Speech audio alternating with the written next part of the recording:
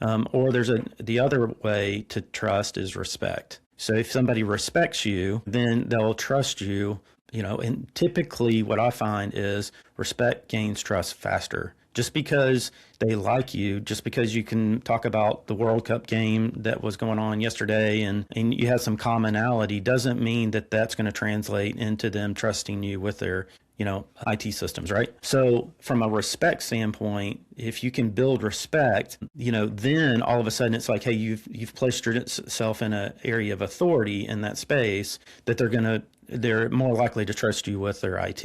And so the best way, what we found is that to build trust or build respect is to ask good questions.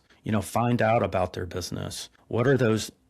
They start a lot of times with a pain. But a pain to me is what I find is people don't dig deep enough for what the pain truly is. What I call that step is impact. So because it's like if you have in your body, you may have a hamstring that gives you trouble all the time, but the root cause of it is down in your foot, Yeah. right? And so if you just concentrate on that hamstring, you're never going to solve the problem. So the same thing with a pain. So if you start asking and those pain and then you start reversing them, trying to figure out and doing discovery to what are the impact to the business and then specifically to the person. That's usually around like time or money.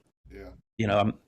We're wasting time or we're losing money or frankly it could be something that it's cybersecurity incident that just happened. It like the person's job could be on the line. That's a lot of people think, well, that's a little bit different. That's money because it's personal money coming to their family. So that becomes could be a very good impact for why they need to choose the right vendor. And so that's, one of the steps is just really the whole impact step of understanding what is really going on in the business. What's the root, what's that root cause and that impact to the company.